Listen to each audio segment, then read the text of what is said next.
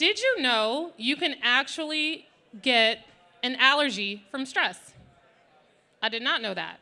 About 15 years ago, I developed a stress-induced allergy to red meat and pork. I discovered this while traveling from my full-time job as a teacher to my second job, multiple jobs as a teacher, and eating a sausage biscuit from McDonald's. My tongue and my lips started to swell while driving.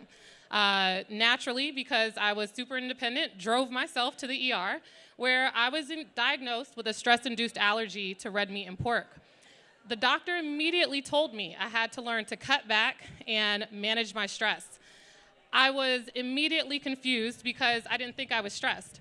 I was busy, but I never attributed my lack of sleep and irritability to actually being stressed. I just thought I was busy and going through the motions.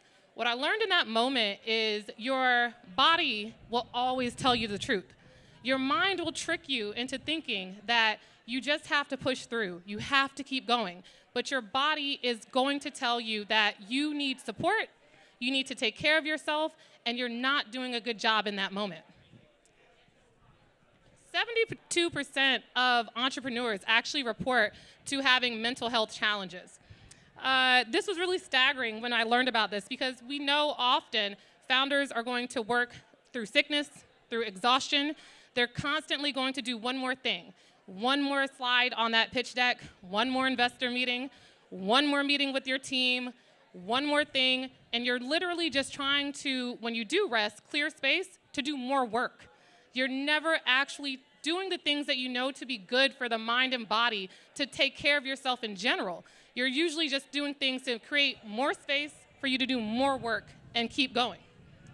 Part of that comes from a feeling of not wanting to be perceived as weak or a failure.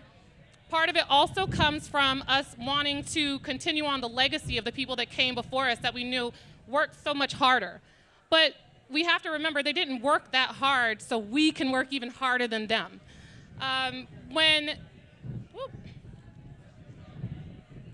So currently I am the VP of Programs at Camelback Ventures, post Sausage Biscuit Gate, 15 years later, managing my stress a lot better. But what excites me about our work at Camelback, we are a nonprofit that facilitates an accelerator in programming for ventures that are founded by women and people of color that have ventures that are focused on education and technology. So part of that, this is our 10-year anniversary, big hoop for that. Camelback has supported over 180 founders in the past 10 years in our cohort models.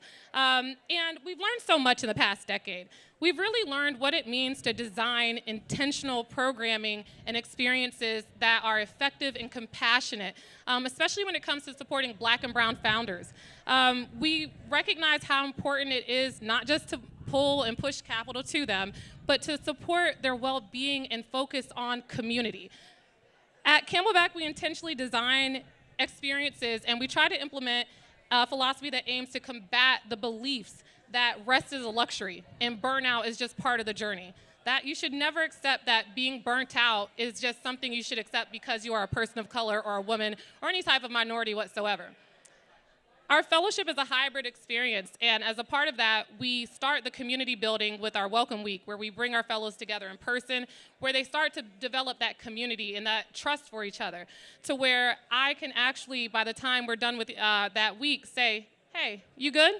How are you taking care of yourself? And you're not going to be offended or be defensive because I wanted to make sure you are actually checking in and not just going on fumes the entire time. Part of it also is to develop, to continue to expand our offerings and implement our well-being philosophy all the way through. So our workshops that we do virtually often begin with a grounding exercise because we want our founders to be able to transition from being a leader of their venture to actually being present for their peers and being in the experience as much as they can.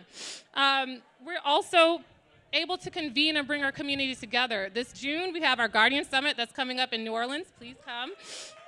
If everyone loves New Orleans, but also be around your people. People that believe in the same things that you believe in. We've also created a wellness philosophy internally because we believe that it's not enough for us just to design our programming intentionally to show that we are compassionate and care about wellness and the well-being of others. We have to treat our internal team with consideration and empathy. And so we really try to model that as well as how we engage with our external partners as well.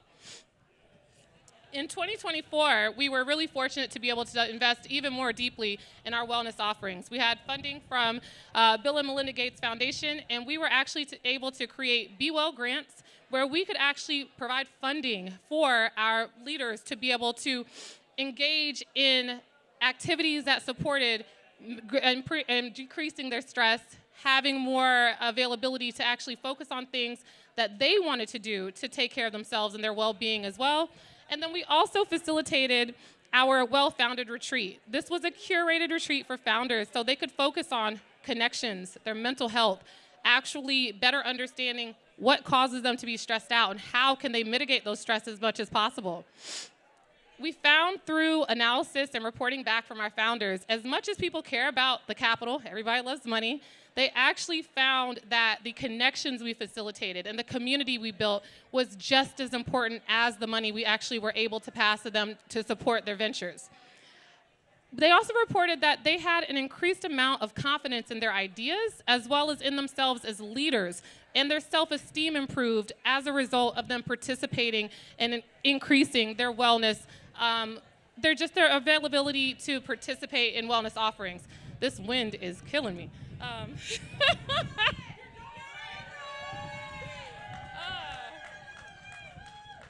just want to say also, it's just for us, it's imperative that we create intentional spaces. I can't really double down on the intentionality of the work that we do. It's not organic. It's not just through hiring the right people. We actually put a lot of thought and effort into making sure we're creating spaces and practices that continue to foster connections, psychological safety, and community support to ensure that no one has to navigate these challenges alone. Black and brown founders are constantly reminded of all of the barriers and systems that are set up to not help them thrive. They're well aware of the data that tells them all the time how few dollars move to them, especially when it comes to ventures that they're forming. We have to create environments where people can thrive holistically. So as they navigate these barriers, they are able to not burn out, and they are not going to continue to perpetuate unwellness as a part of their daily activity and accept it. No one should have to accept that just because they happen to be brave enough to be an entrepreneur. Now more than ever, it's imperative that organizations mobilize to implement differentiated wellness resources and supports for Black and brown founders that are rooted in equity, sustainability, and community so we can continue to leverage each other's talents and build towards a better future together.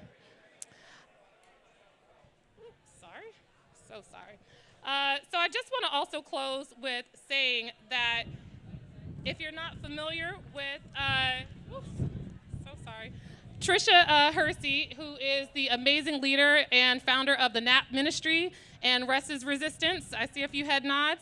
Not too long ago, reading the Rest is Resistance manifesto, I came across a really amazing quote from her that said, "You are not just born to center your entire existence on work and labor. You are born to heal, to grow, to be of service to yourself, to be in community, to practice, to experiment, to create, to have space, and to dream." So I hope all of you continue to dream and pour into yourselves as you really lean into making sure that you are your best being possible. Thank you.